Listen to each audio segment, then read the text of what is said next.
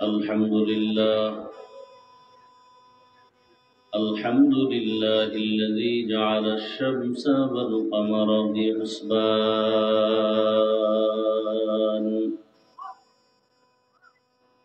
والنجم والشجر يسجدان وفضل زمانا على زمان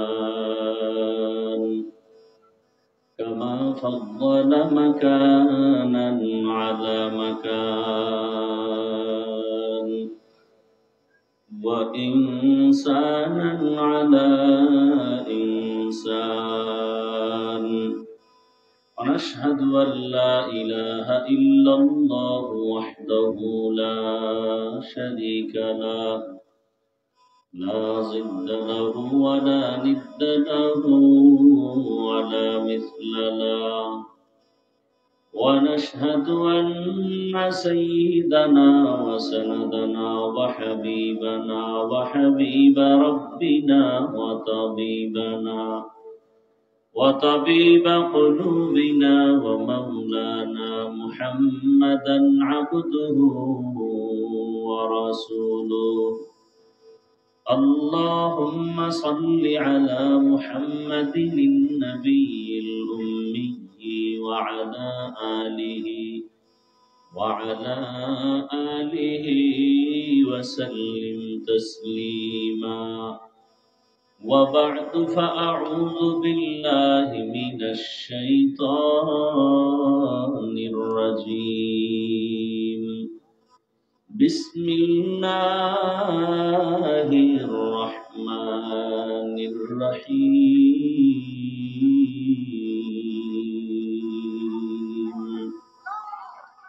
وما خلقت الجن والإنس إلا ليعبدون وقال رسول الله صلى الله عليه وآله وسلم لا طاعة لمخلوق في معصية الخالق صدق الله مولانا العظيم وصدق رسوله النبي الأمي الكريم ونحن على ذلك من الشاهدين والشاكرين والذاكرين والحمد لله رب العالمين سبحانك لا علم لنا إلا ما علمتنا إنك أنت العليم الحكيم رب اشرح لي صدري ويسر لي أمري واحلل عقدة من لساني يفقه قولي مومن جو فدا نقش کفے پائے نبی ہو مومن جو فدا نقش کفے پائے نبی ہو زیر قدم آج بھی عالم کا خزینہ او زیر قدم آج بھی عالم کا خزینہ گر سنت نبوی کی کرے پیروی امت گر سنت نبوی کی کرے پیروی امت طوفان سے نکل جائے گا پھر اس کا سفینہ طوفان سے نکل جائے گا پھر اس کا سفینہ عاشق ہو برادر شہنشاہ دو عالم عاشق ہو برادر شہنشاہ دو عالم مشکوں سے زیادہ مبارک جس کا پسینہ مشکوں سے زیادہ مبارک جس کا پسینہ کر دل میں طرف ہو میرے آقا کا زیارت کر دل میں طرف ہو میرے آقا کا زیارت ایک آن میں آئے نبی دخلا دے مدینہ एक आन में आए नबी दिखला दे मदीना ला इलाहा इल्लल्लाह ला इलाहा इल्लल्लाह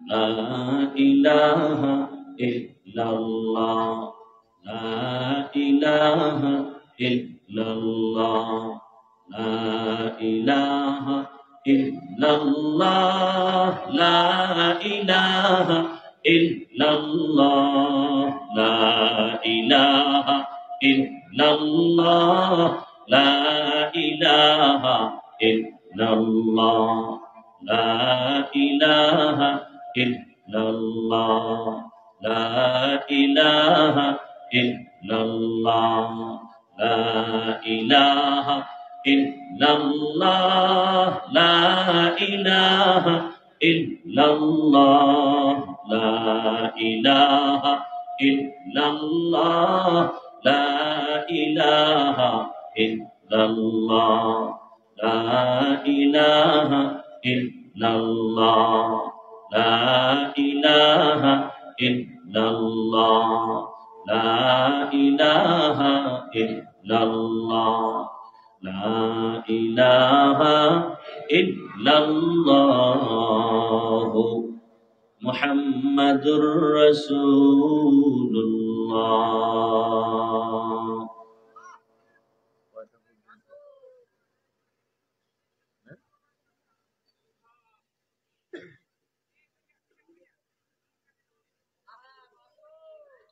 আন্তর্জাতিক সিরাত কনফারেন্স কর্তৃক আয়োজিত আজকের এই ঐতিহ্যবাহী সাহারাওয়ার্দী উদ্যানে আয়োজিত মহা এ সম্মেলনে উপস্থিত মুহতারাম সম্মানিত সভাপতি, প্রধান অতিথি, বিশেষ অতিথিবৃন্দ, হযরত উলামায়ে কেরাম, বিভিন্ন জায়গা থেকে আগত আল্লাহ পাকের আশিকিন, জাকিরিন, শাকিরিন, মুহিব্বিন, মুরব্বিয়ান এজাম, কলিজার টুকরা, সমবয়সী যুবক বন্ধুগণ, স্নেহের ছোট ভাই, পর্দার আড়ালে মা বোনেরা, আল্লাহ পাকের দরবারে শুকর যে আল্লাহ পাক আমাদেরকে সুস্থ রেখেছেন, আলহামদুলিল্লাহ। জীবনের এক অমূল্য সম্পদের নাম সুস্থতা। টাকা পয়সা বাড়ি গাড়ি সব আছে, কিন্তু আপনি অসুস্থ, জীবনের কোনো দাম। টাকা পয়সা বাড়ি গাড়ি তেমন নাই, কিন্তু আপনি সুস্থ, আপনার মতো সুখী কেউ নাই। আল্লাহ পাক আমাদের সুস্থতাকে দায়েমান কবুল করেন। হাজারো লাখো মানুষের ভেতর থেকে দয়াময় আল্লাহ আমাদেরকে বাছাই করে এখানে হাজির করেছেন। আরেকবার শুকর আদায় করি, আলহামদুলিল্লাহ। নবীজি বলেন, আলহামদু আলা নিয়ামতি আমানুল লিজাওয়ালিহা। নিয়ামত পেয়ে যারা শুকর আদায় করবে, আল্লাহ পাক এই শুকরের বরকতে নিয়ামতকে তাদের জন্য স্থায়ী করে দিবেন। দরুদ ও সালাম সাইয়্যিদুল মুরসালিন রাহমাতুল লিল আলামিন, শফিউল মুযনিবিন, খাতামুন নবিয়্যিন, সৈয়দুস সাকালাইন, ইমামুল মুরসালিন, শফিয়ে আযম, রাসূল আকরাম, রহমতে আলম, নবিয়ুল আরব আল আজম, হাবিবে কিবরিয়া, আশরাফুল আম্বিয়া, সৈয়দুল আম্বিয়া, শফিয়ে মাহশর, সাকিয়ে কৌসর, আকা ইনামদার, মদিনাহ কা তাজদার, আফতাব নবুয়ত, ফখরে মওজুদাত, সৈয়দুল মখলুকাত, হযরত মুহাম্মদুর রাসূলুল্লাহ সাল্লাল্লাহু আলাইহি ওয়া আলিহি ওয়াসাল্লামের উপর সর্বোপরি শুকর যাদের অক্লান্ত পরিশ্রমের মাধ্যমে আজ সুন্দর আয়োজন, সময়, পরামর্শ, অর্থ দিয়ে দোয়া করে উপস্থিত হয়ে মাইক, লাইট, প্যান্ডেলের ব্যবস্থাপনার মাধ্যমে সার্বিক সহযোগিতা যারা করেছেন, প্রত্যেককেই আল্লাহ পাক খেদমতের বরকতে দুনিয়াতে শান্তি, পরকালে চিরমুক্তির ব্যবস্থা করে দিন। দেশের শীর্ষস্থানীয় হযরত উলামায়ে কেরাম জুমার পর থেকে আলোচনা করেছেন। বিশেষ করে হাজারো লাখো মুসলমানের আধ্যাত্মিক রাহবার কলবের চিকিৎসামূলক আলোচনা একটু আগে করেছেন নায়েবে আমিরুল মুজাহিদিন শাইখে চরমনাই। এর আগে বয়ান করেছেন হযরতুল আল্লামা মামুনুল হক দামাত বারাকাতুহুম, এবং আজকের এই প্রোগ্রামের মধ্যমণি হযরত পীর সাহেব হুজুর চরমনাই শেষ দোয়া পরিচালনা করবেন। আল্লাহ পাক শেষ পর্যন্ত আমাদেরকে থাকার তৌফিক দান করেন।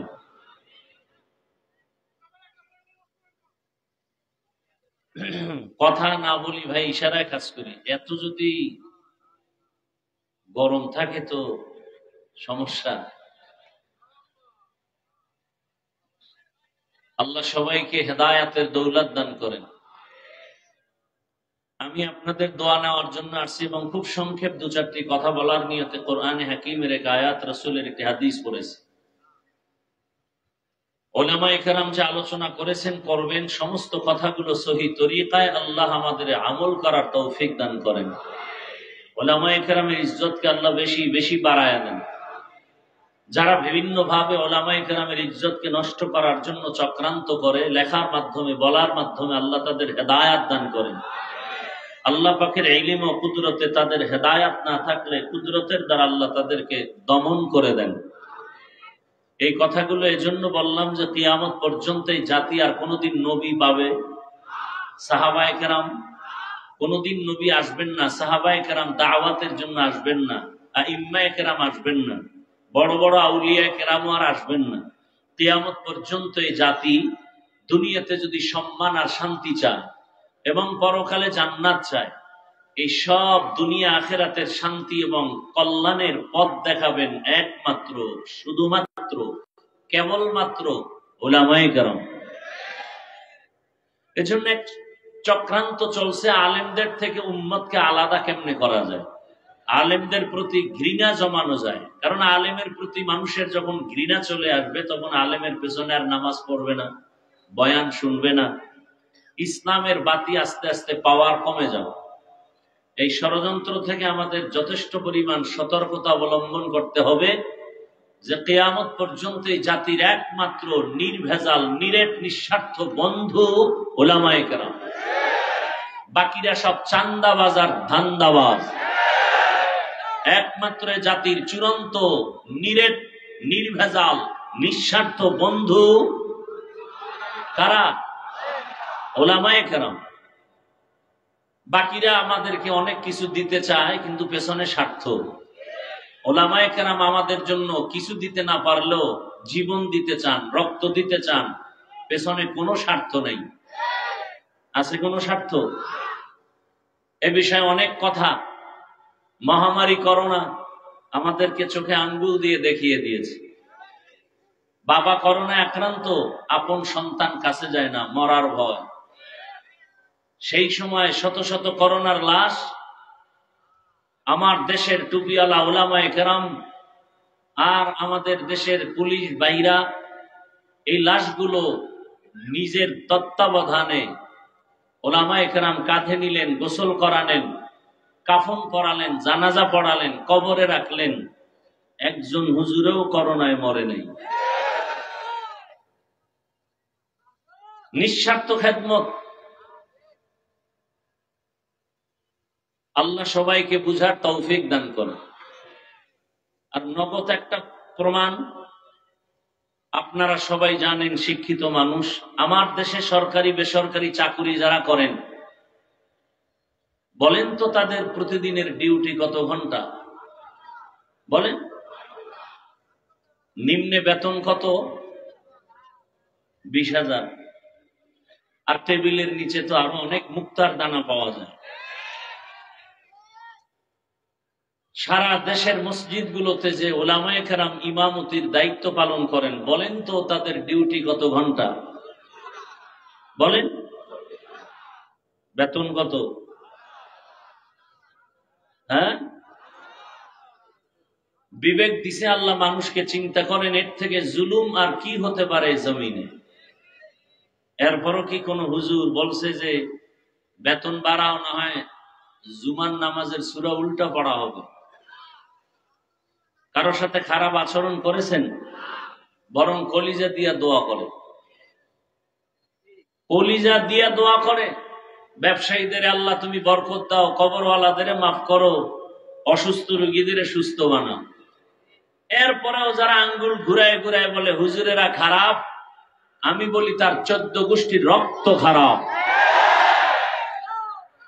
আল্লাহ হেদায়াত দান করুন, আল্লাহ হেদায়াত দান করুন। ভাইয়ের আমার, এশার নামাজ সমাগত। আমি একটু করে আয়াত হাদিস পড়েছি, তর্জমাটা বলে নেই। আল্লাহ বলেন, ওয়ামা খালাকতুল জিন্না ওয়াল ইনসা ইল্লা লিয়াবুদুন। আমি জিন ও ইনসানকে সৃষ্টি করি নাই, হ্যাঁ করেছি একমাত্র ইবাদতের জন্য। নবীজি বলেন, লা তাআতা লি মাখলুকিন ফি মাসিয়াতিল খালিক। আল্লাহকে অসন্তুষ্ট করে পৃথিবীর ভিন্ন কারো হুকুম মানা হারাম। আল্লাহকে অসন্তুষ্ট করে পৃথিবীর কারো হুকুম মানা যাবে? এটা হলো তরজমা। ব্যাখ্যা কি হবে? বলে আল্লাহকে বেজার করে পীরের কথা মানা হারাম, আল্লাহকে বেজার করে অসন্তুষ্ট করে নেতার কথা মানা হারাম। এখন একজনে যদি বলে হুজুর নেতার কথা মানা হারাম, কোন আয়াতে আছে? এরকম তার ছাড়া বহু সমাজে আছে না নাই? রসুল বলেন আল্লাহকে বেজার করা যাবে না, দুনিয়ার সব বেজার হোক, আল্লাহকে বেজার করা যাবে না। কেন? বলে দুনিয়ার সবাই স্বার্থপর, আমাকে দিছে অনেক কিছু আমার মা বাবা, কিন্তু আমার আল্লাহ যে আমাকে যা দিয়েছেন এর 1000 কোটি ভাগের 1 ভাগও আমার মা বাবা আমাকে দেন নাই। এবং আমার মা বাবা যা দিয়েছেন পেছনে স্বার্থ আছে, আছে না নাই? সোনার বাংলায় তাকায় দেখেন, স্বার্থ না থাকলে মা বাবা সন্তানকে জবাই করে কেন? এ আকাম চলে না? চলে না? আবার স্বার্থ যদি না থাকে, সন্তান মা বাবাকে জবাই করে কেন? স্ত্রী স্বামীকে জবাই করে, স্বামী স্ত্রীকে জবাই করে। শুধু কি তাই? লজ্জা লাগে বলতে। বাবা তার আপন মেয়েকে হোটেলের মধ্যে ঢুকায় বলে, আজকের রাতের জন্য তুই আর মেয়ে না, তুই আমার স্ত্রীর মতো। নাউজুবিল্লাহ, আসে না? এটা কি ইন্ডিয়ার খবর? সোনার বাংলার তাজা খবর। আল্লাহ পাক আমাকে আপনাকে যা দিয়েছেন কোন স্বার্থের দিকে তাকান নাই। আল্লাহ যদি স্বার্থপর হইতেন, আল্লাহর দেওয়া পানি, আল্লাহর দেওয়া সূর্যের আলো, চাঁদের আলো, আল্লাহ পাক এত কিছু আমাকে দিছেন, বলে কিছুই দেয় নাই। তোর চোখ দিছে কে? আপনার আমার মতো কত সন্তান ভিক্ষা করে, 2 চোখ দেখে না, জবান আছে খায় ঠিক, কথার আওয়াজ আসে না। আমার আল্লাহ এত নিয়ামত আমাকে দান করেছেন, বিনিময় আল্লাহ কিছু চান নাই। এরপর আল্লাহর দেয়া সব পাইয়াও আল্লাহর নাফরমানি করি, সন্তানের হক আদায় করি না, মা বাবার হক আদায় করি না, ভাইয়ের হক আদায় করি না, নামাজ পড়ি না, রোজা রাখি না, তেলাওয়াত করি না, হালাল হারামের ভেদাভেদ নাই। নাই তো নাই। নিজেকে দুর্বল মনে করবো? না, আরো বাহাদুরি করে। নামাজ না পড়লো দিল পরিষ্কার, আছে না নাই? শুধু তাই না, আর একটু আপডেট চালাক যারা, ওরা আমরা হুজুরদের থেকেও ভালো আছি, বলে না? বলে না? শুধু নফসের গোলামির পেছনে দৌড়ায়। আল্লাহর নবী বলেন, আল্লাহর মতো আপন কেউ নাই, এখনো নাই, পিছনেও ছিল না, সামনেও থাকবে না। যিনি নিঃস্বার্থ আমার আপন, তিনি আমার আল্লাহ। ইয়া ইলাহি মুঝসে মুঝকো দূর কর, তাকে দেখো মুঝ মে তুঝকো এক নজর। ইয়া ইলাহি तू मेरा माबूद है, या इलाही तू मेरा माशूक है। সিরাত সম্মেলন মানি রসুলের আদর্শের বয়ান, রসুলের আদর্শ মানি কোরআনুল কারীম। টোটাল কোরআন রসুলের সিরাত। কোরআনের যত আলোচনা হবে সব সিরাতের আলোচনা। কারণ এ বিষয়ে উলামায়ে হযরত তথ্যবহুল আলোচনা করেছেন। আল্লাহ দুনিয়াতে মানুষ পাঠাইছেন, এ কথা বলতে গিয়ে আল্লাহ পাক বললেন, আমি মানুষ ও জিন সৃষ্টি করি নাই, হ্যাঁ করেছি ইবাদতের জন্য। করি নাই, হ্যাঁ করেছি, এভাবে না বলে ডাইরেক্ট যদি বলতেন ইবাদতের জন্য মানুষ সৃষ্টি করেছি, আল্লাহ ডাইরেক্ট না বলিয়া বললেন, আমি জিন ও ইনসান বানাই নাই, সৃষ্টি করি নাই, হ্যাঁ করেছি। ঘুরাইয়া বললেন কেন? আল্লাহ মানুষের জেহেন আর অন্তর খালি করে বললেন, তোরে বানানো হয় নাই, এটা দিলের মধ্যে ঢুকা। ঢুকানোর পরে এবার একটা কথা অন্তরে জমা করো, আল্লাহ তোমাকে বানাইছেন জীবনে একটা কাজের জন্য, তোমার আর কোনো কাজ নাই। জীবনে তোমার মরণ পর্যন্ত একটা কাজ, ওই কাজের নাম হলো ইবাদত। কাজের নাম কি? ইবাদত। এখন ইবাদত কি? অনেকে মনে করে তসবিহ হাতে নাও, মাথায় পাগড়ি লাগাও, মসজিদে যাও, জিকির করো, এটা তোমার ইবাদত। না না, ইবাদত কি আগে বুঝতে হবে। ইবাদত কেন করব তাও বুঝতে হবে। ইবাদত কিভাবে করব তাও বুঝতে হবে। ইবাদত কি, ইবাদত কেন, ইবাদত কিভাবে, এই তিনটা কথা বুঝার চেষ্টা করি খুব সংক্ষেপ টাইমে। ইবাদত মানুষের জীবনের প্রতিটি পরতে পরতে ক্ষেত্রে আল্লাহর হুকুম কায়েম করা, বাস্তবায়ন করার নাম ইবাদত। মানুষের জীবনের শুরু শেষ প্রত্যেকটা সেক্টরে আল্লাহর হুকুম মানা, হুকুম মেনে চলার নাম। মা খালাকাতুল জিন্না ওয়াল ইনসি বাখা জুজ ইবাদাত নিস্তে মাকসুদ আজ্জাহা। আল্লাহর হুকুম নাই এমন কোন কাজ আছে? আপনি ব্যক্তি জীবনে আপনি আল্লাহর হুকুম চালু করেন ইবাদত, পরিবারে আল্লাহর হুকুম চালু করবেন ইবাদত, জীবনে যা করবেন সব ইবাদত। এমন কোন কাজ নাই যেটা ইবাদত হবে না। সেই ইবাদতটা কেন করব? একমাত্র কারণ রবের সাথে হবে মুলাকাত, বিনিময় আমরা পুরস্কার পাবো জান্নাত। ইবাদত করব কেন? আল্লাহর মুলাকাতের জন্য। কার জন্য বলেন? আল্লাহর মুলাকাতের জন্য। ফামান কানা ইয়ারজু লিকা রাব্বিহি ফালইআমাল আমালান সালিহা ওয়া লা ইউশরিক বিইবাদাতি রাব্বিহি আহাদা। রবের যারা মুলাকাত চায় নবী জানায় দেন তারা নেক আমল করবে, তবে সাবধান, আমলের মধ্যে যেন, ইবাদতের মধ্যে যেন শিরিকের গন্ধ না থাকে। কারণ শিরিকের মধ্যে যারা ঢুকবে তাদের জন্য জান্নাত হারাম। ওয়া মান ইউশরিক বিল্লাহ ফাকাদ হারামাল্লাহু আলাইহিল জান্নাহ। রবের সাথে হবে মুলাকাত, বিনিময়ে পুরস্কার পাবো কি? ইন্নাল্লাযীনা আমানু ওয়া আমিলুস সালিহাত কানাত লাহুম জান্নাতুল ফিরদাউসি নুজুলা। ইবাদত কি? বলে জীবনে আল্লাহর হুকুম মানার নাম। ইবাদত কেন করব? রবের সাথে মুলাকাত, পুরস্কার পাবো জান্নাত। ইবাদত কিভাবে করব? সিস্টেম কি হবে? ডাক্তার বলে দিবে? বলে না, ইবাদতের একমাত্র সিস্টেম রহমতের নবীর আদর্শ অনুযায়ী তুমি ইবাদত করো। কারণ এই জমিনে একটা মাত্র আদর্শই পিওর এবং পবিত্র, সেই আদর্শ হলো মদিনাওয়ালা নবীর আদর্শ।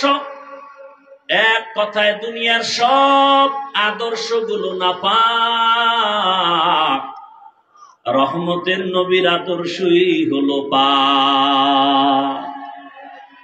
দুনিয়ার সব আদর্শ নাপাক, কার আদর্শ পাক? ইমামুল আউয়ালিন আল আখিরিন বহরে সদকা রাহমাতাল লিল আলামিন সাইয়্যিদুল কাউনাইন খাতমুল মুরসালিন আখিরামত বুদে ফখরুল আউয়ালিন।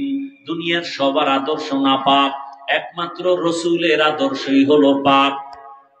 দুনিয়ার অন্যদের আদর্শ নাপাক কেন? মানুষটাই নাপাক, খায়ও নাপাক, দেমাগও নাপাক। জমিনের মধ্যে যত মানুষ নতুন নতুন আদর্শ আমাদের দিয়েছে, এর দেমাগ নাপাক। 3 বেলা খাইয়া যে বিড়ি টানের কেমন পাক! কি 3 বেলা খাওয়ার পরে যারা গাঞ্জা খায়, 3 বেলা খানার পরে যারা মদের বোতল নিয়ে দৌড়ায়, এখন দেমাগ পাক। কথা বলেন না কেন?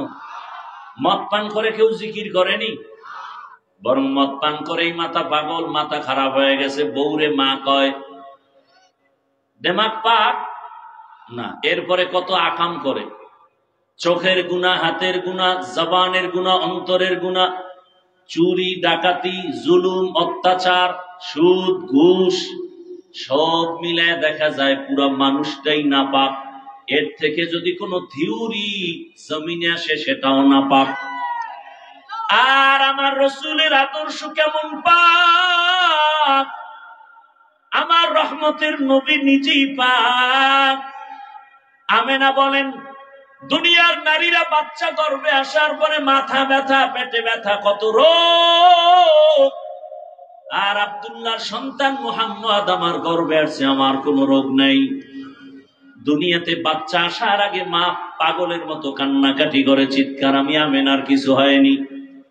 জমিনে বাচ্চাগুলো আসিয়া কান্নার আওয়াজ। আর আমার সন্তান মুহাম্মদ দুনিয়াতে আসা মাত্র শুকর আদায় করেছেন আমার রবের শুকর। দুনিয়ার বাচ্চা আসে খতনাবিহীন, আমার সন্তান মুহাম্মদ আসছে খতনাকৃত অবস্থায়। এবং আমার সন্তান এতটাই পাক, শিশুবেলা হইতে সব বাচ্চা ল্যাংটা থাকে, কিন্তু আমার মুহাম্মদের শরম জমিনের কেউ দেখতে পারে নাই শিশুবেলাই থেকে। শুধু তাই না, নবী যখন আসছেন, রবিজিকে আল্লাহ এমন পবিত্রতা অর্জনের জন্য জমিনের আদর্শ বানায়া দিলেন। রহমতের নবী জিন্দেগিতে একটা মিথ্যা কথা জীবনে বলেন নাই। জীবনে কোনোদিন নবী কাউকে একটা গালি দেন নাই। রহমতের নবী হাজারো গালি শুনছেন, কোন গালির জবাবও দেন নাই। কেমন মায়ার নবী! রহমতের নবী কোনদিন দুটো চোখ গরম করে কারো দিকে তাকান নাই। নবী যদি গরম চোখে কারো দিকে তাকায় তো জাগায় আগুনে পুড়িয়া ছাই হয়ে যাবে। কারণ আমার রসুলের মধ্যে সে পাওয়ার আল্লাহ দিয়া রাখছেন। আম্মা জান আয়েশা রাদিয়াল্লাহু আনহা বলেন, নবীজির ঘাম আমি বোতলে ভরে রাখতাম আর মিশক হিসাবে, আতর হিসাবে ব্যবহার করতাম। রহমতের নবী যেখানে কদম রাখেন ওই জায়গা থেকে, ওখান থেকে মিশকের ঘ্রাণ। কেমন মায়ার নবী! রহমতের নবীর শরীর মোবারকে মশা মাছি পড়ে না, হারাম। মেঘের খন্ড ছায়া দেয়, সূর্যের গরম যেন রহমতের নবীর কষ্ট না হয়। রহমতের নবী এতটাই পাক, এমন এক টাইমে মক্কা নগরীতে আসছেন, মক্কার জমিনের মানুষ ছিল না পাক। নিজে বাবা হইয়া কন্যা সন্তানের গলা টিপে মেরে ফেলে, কতটা নিকৃষ্ট। মক্কার মানুষ নারী আর পুরুষ একসাথে হইয়া উলঙ্গ বাইতুল্লাহ তাওয়াফ করে। রহমতের নবীর আদর্শ নিয়া এই মানুষগুলো যখন দাঁড়ায় গেল, এতটাই পিওর আর পাক হয়ে গেল, আল্লাহ পাক লিস্টি পাঠায় দিয়া কয়, যা জিবরাইল আমার রসুলের কাছে লিস্টি দাও, মক্কার এই 10টা মানুষের আমি আল্লাহ বিনা হিসাবে জান্নাতের ঘোষণা দিলাম। তাহলে নবীর আদর্শ পাক, বাকি দুনিয়ার সবার আদর্শ না পাক।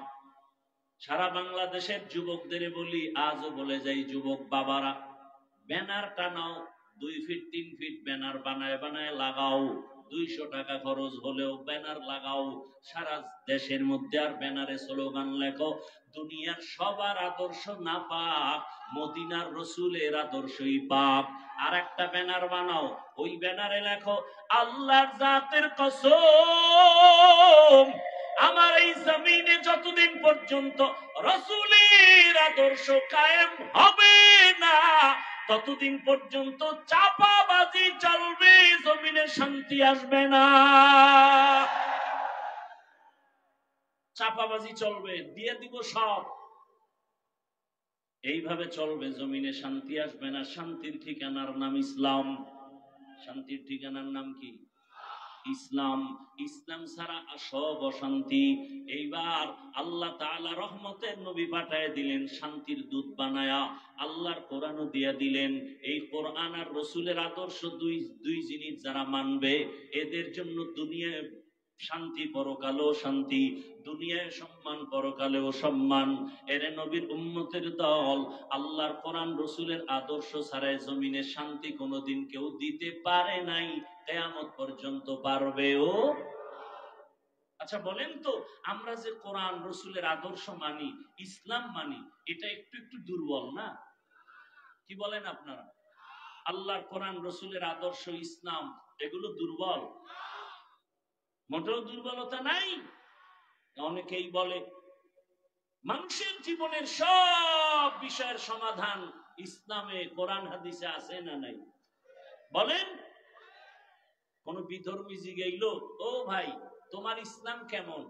আপনি কি বলবেন? যে মানুষের সব বিষয়ের সমাধান আছে, তবে একদিক থেকে আমাকে কোরআন আর ইসলাম একটু দুর্বল। বলে সেটা কি? বলে রাষ্ট্রের ব্যাপারে ইসলামে কিছু নাই, কোরআনে কিছু নেই। কি আপনার একমত এই কথা? আছে? তাহলে কেন বলেন ইসলামে রাজনীতি নাই? কেন বলেন? বরং আমি বলি সূর্যের সাথে আলোটা যেমন লাগানো, রাজনীতির মধ্যে ইসলাম নাই তো এটা রাজনীতি থাকে না, এটা দুর্নীতি হয়, পেটনীতি হয়। পৃথিবীতে রাজনীতি মানি ইসলাম।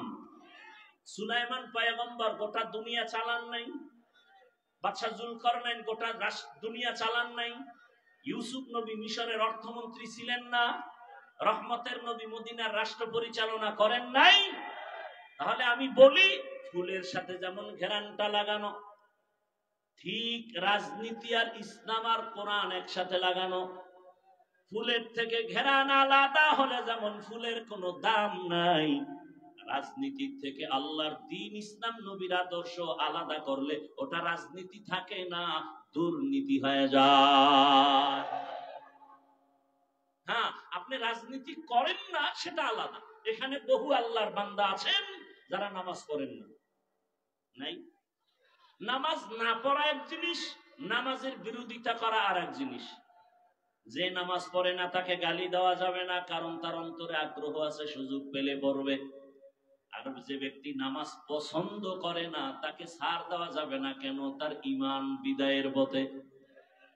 যে আল্লাহর পর্দার বিধান মতো পর্দা করে না সে মুমিন, তাকে গালি দেওয়া যাবে না। যে পর্দার বিধানের বিরোধিতা করবে তারে ছাড় দেওয়া যাবে না, কারণ সে বেঈমান।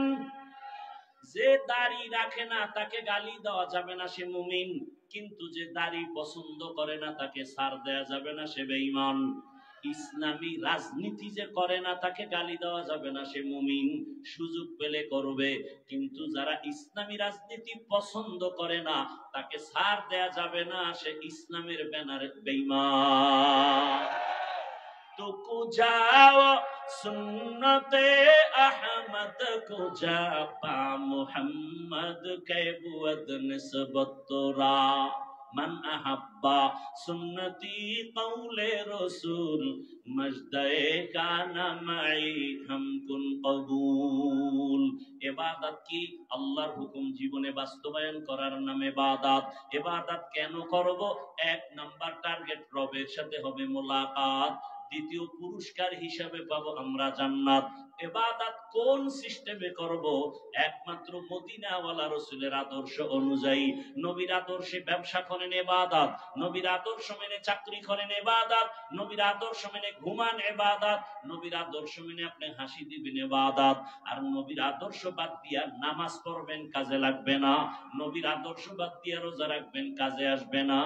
সব কিছু হতে হবে নবীর আদর্শ অনুযায়ী।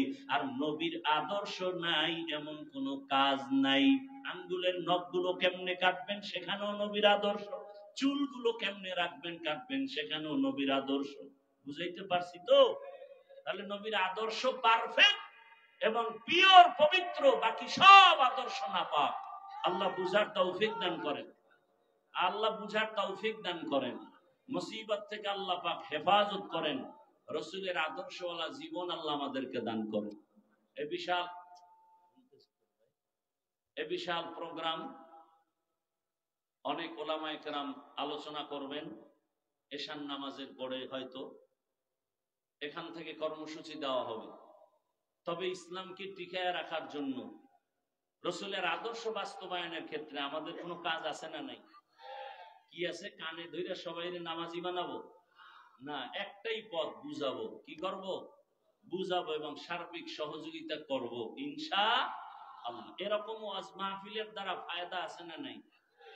এটার দ্বারা ফায়দা, ইসলামী লাইনে যত খেদমত, এটার দ্বারা ফায়দা সব থেকে বেশি, সব থেকে বেশি। এটাকে টিকায় রাখার জন্য দোয়া করতে হবে, সহযোগিতাও করতে হবে। রাজি আছি ইনশাআল্লাহ? আপনাদের কাছে স্বেচ্ছাসেবক যাবেন, আপনারা এই প্রোগ্রামের জন্য 1000, 500, 100 যা পারি আল্লাহর হস্তে একটু সহযোগিতা করি।